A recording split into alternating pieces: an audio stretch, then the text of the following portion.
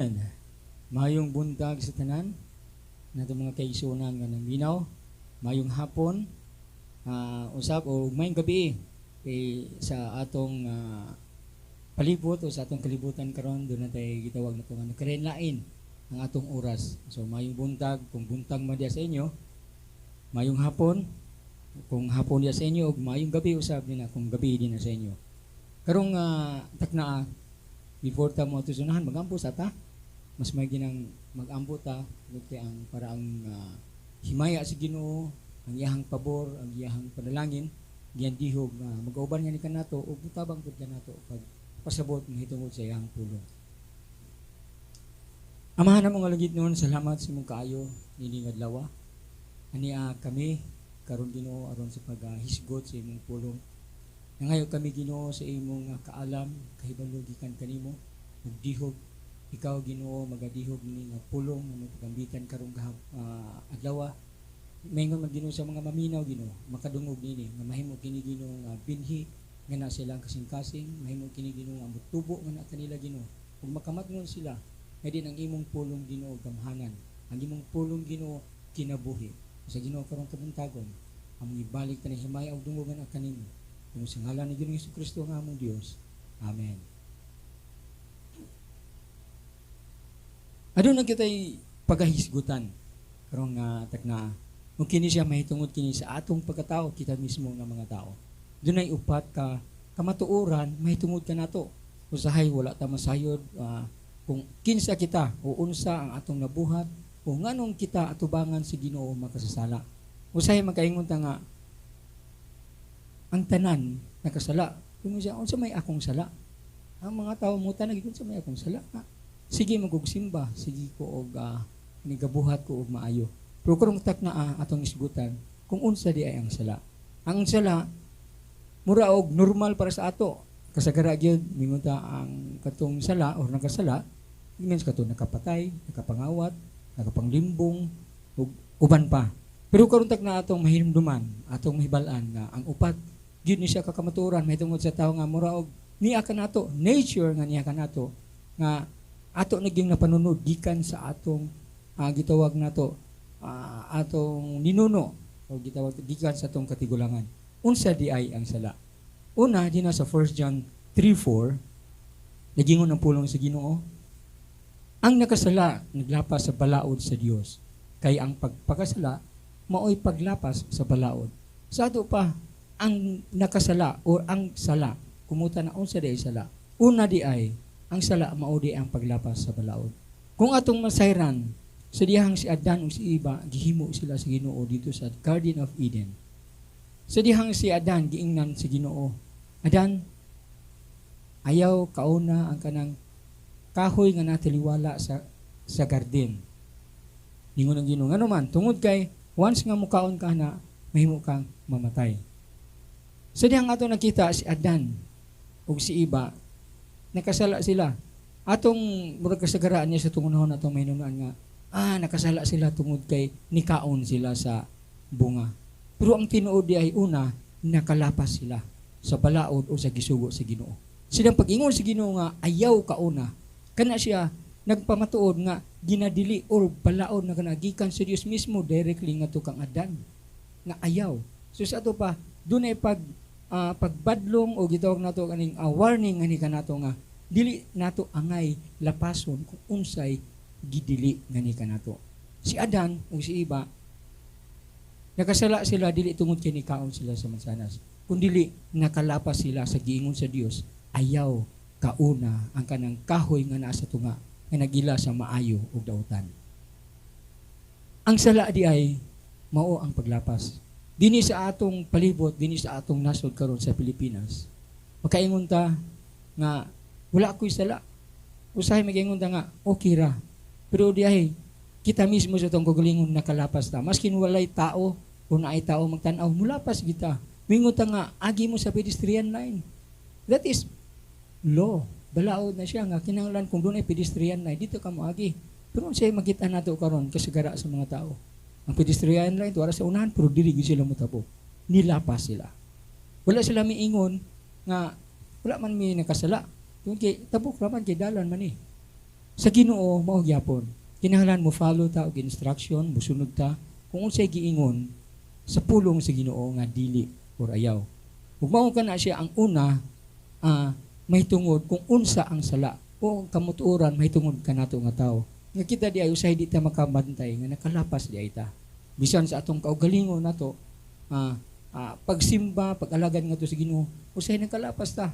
Tungod kay mura og ang pulong sa Ginoo kana dili nato mabantayan nga atong nadunggan usahay igipalabay lang sa atong dalunggan. Murag okay ra, pero dili di ay. Sa to pa ang sala nakalapas kita sa balaod. Ug dili lang kay kana. Dina sa James 4:17. Mao siya ang ikaduha nga kamatuoran mahitungod sa tao. Ingon din na, busa ang tao nga nasayod unsay maayo nga kinahanglan niyang buhaton. Apan wala magbuhat niini nakasala. Sa to pa kasagara kanato, kadaghanan kanato. Doon natay maayong unahuna. Doon natay maayo. Gusto natong buhaton nga maayo. Pero wala nato siya mabuhat. Nakasala di ay ta ni anak nga bahin.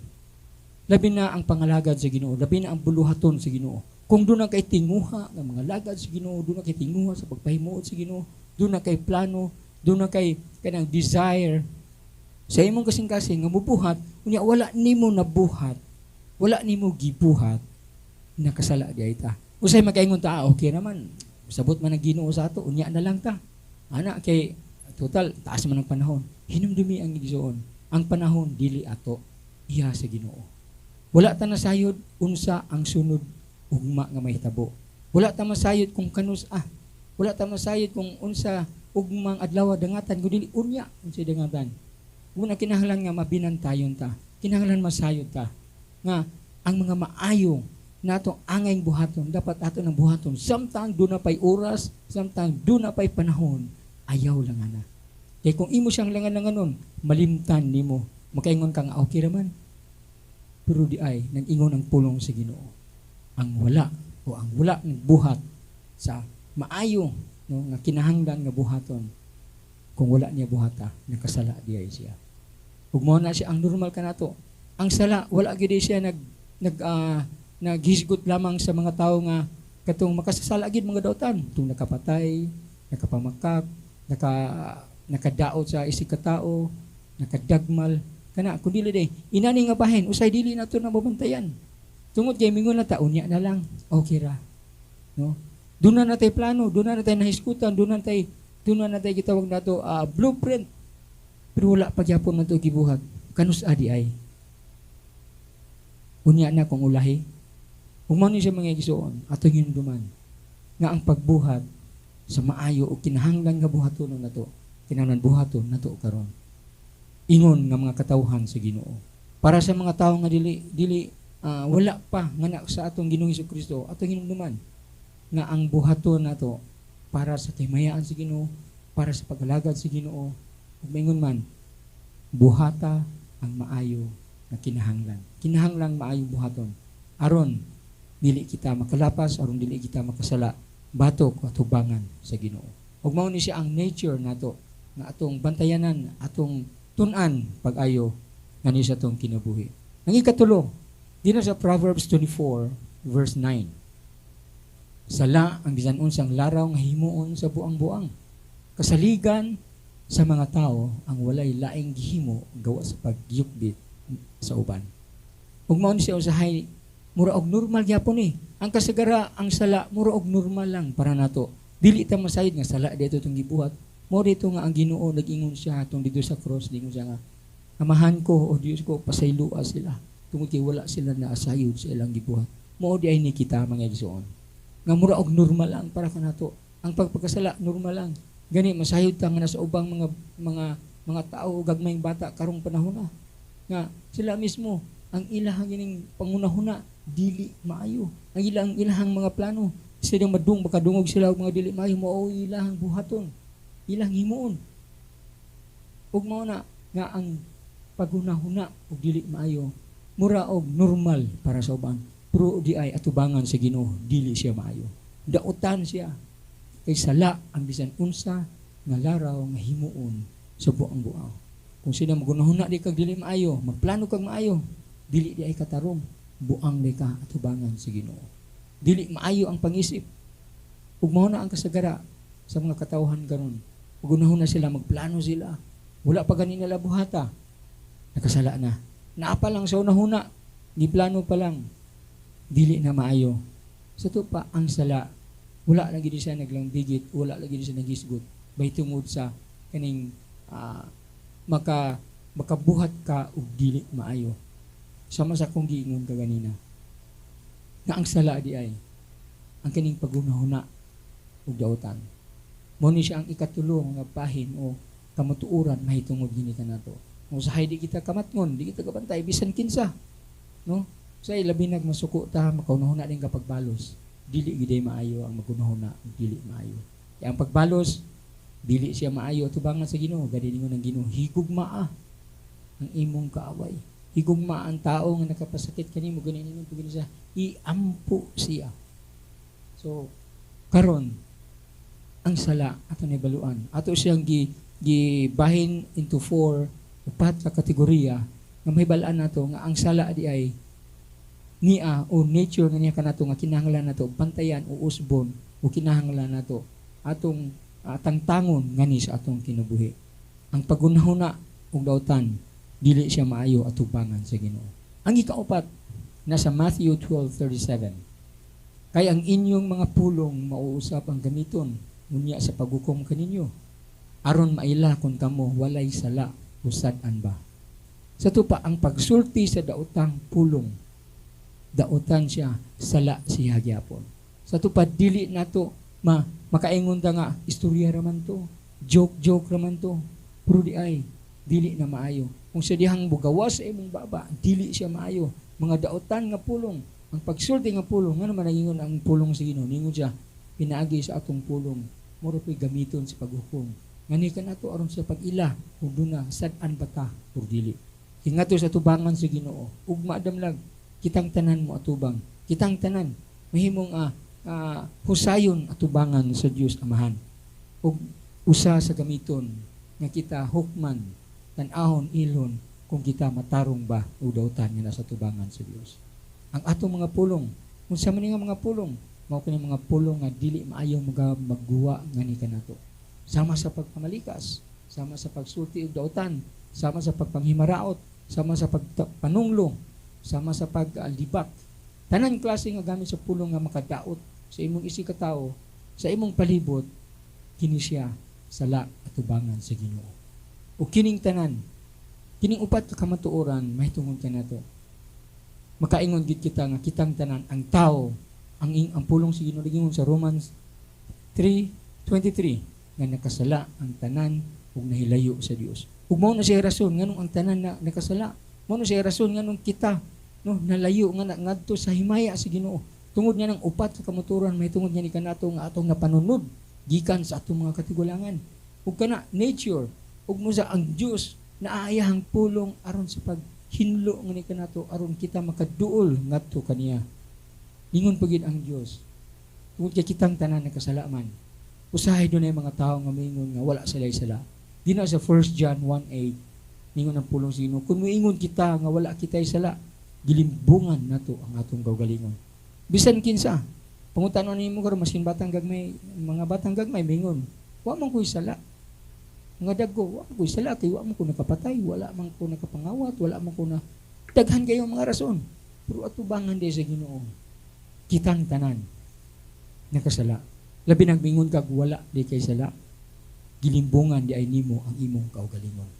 Dili lang ang Dios kun dili ang atong kaugalingon. Pulong na sa Ginoo na Ginoo. Nga kung ikaw o ako miingon nga wala tay sala, gilimbungan nato. Kung gilimbungan nato atong kaugalingon, nakasala gyapon kita atubangan sa Dios. Ug mao nang hinungdan nga ang tanan, no? Gani sa Romans gyapon sa 3 chapter 10 Romans 3 verse 9, 10, 11, 12 dingon dia nga walay bisan usa nga nanggita sa Ginoo. Gani ang tanan milayo ngadto gikan sa Ginoo. Ibuhat sila og mga daotan. Ug mao kana siya ang rason ngano kitang tanan nagasala. Ug kana niya sa tong kaugalingon. Masato pa dili lang di ang pagpatay, dili lang ang pagpangawat kada mga buhat nga dili maayo nga makitan, kun dili sama sa sa mga pulong, sama sa hunahuna, sama sa mga pagplano, makasala gyud kita kung wala kita naka-inline nga na sa pulong sa Ginoo nga na sa pagkamatarong sa Dios. Mao na ang rason nga kinahanglan gyud kita nga mudawat nga kita nga nakasala. Dili ta mo angkon nga wala tay sala. Kay ato ni Hinuong mura og gilimbungan ang atong kaugalingon. Nasayod ta nga ang tanan doon na gini siya bayad. Maski hindi ni siya atong nasod bisan asa kang padulong, sidihang magkasala ka, imo ginang bayaran. Ang pampaagi sa pagbayad, prisuhon sa atong panahon karon, prisuhon, ipamulta ka. Kung masapnan ka nga di mo muagi din sa pedestrian line, multahan ka, dakpon ka. Kung dili ka multahan, kuanan ka ng community service, bayaran nimo. Sa ato karon mga kaigsunan, tuon kay nahisgot ta sa upat sa kamantuoran mahigungod sa tao. Nga kita makasasala o kita nakasala nahilayo nga na sa himaya sa Ginoo. Kitang tanan kinahanglan gyud enta ta mo bayad sa atong mga sala. Pero magpasalamat ta. Tungod kay nganuman ang Dios do na say plano nga ni kanado. Dina sa Romans 6:23 ningon siya kay ang bayad sa pagpakasala mao ang kamatayon. Nga unta kita unta ang dapat ilansang dito sa cross. Kita unta ang dapat dito maoy mo bayad sa atong mga sala. Ang ato untang kaugalingong dugo pero wala gitugod sa Ginoo. Tungod kay ang kita nakinahanglan man ta og kaluwasan. Munang iyang gipadala iyang bugtong anak para unsa aron siya ang mubayad sa atong mga sala. Iyang tangtangon, iyang papason or panason ang atong mga sala. Nganuman tungod kay dili kita makahimong makaluwas sa atong kaugalingon. Ang pagpakasala ang bayad ana mao ang kamatayon. Kung imo siyang basahon sumpay, ningon sa dina ang gasa sa Ginoo, no? But the gift of God is eternal life. Sa pa sa karon nagpasalamat ta tungod kay dili na ta ang atong kaugalingon ato ibayad kundi igo na lang ta modawat sa gasa sa Ginoo nga mao ang grasya nga makabaton kita og kinabuhing walay katapusan. Usahay makaingon ta nga Ginoo nganong kadtong uban magkasasala magayto wa man tunadagpan nganong kadtong uban kuan man kanang hangtod karon naa pa magigpon sila sa gawas. Sa Proverbs 11:21 mga Igsoon, ayaw gid mo kaselos, ayaw gid mo pag kining kasina sa uban. Ngunit kung wala sila nadagpan, wala sila nasakpan mi sa awat ta kay wala man sila. Dili maayo. Nagingon ang pulong sa Ginoo nga makasalig ka nga silutan gayud ang mga taong daotan. Sa ato pa wala pa man silang nasapnan, ito pa dili pa masilutan. Pero doon nagi panahon ni Gud ang Ginoo, makasalig. Kung mingon ta nga makasalig, it means buhaton gayud si Ginoo. Thank you for watching Tatak Kristohanan Channel.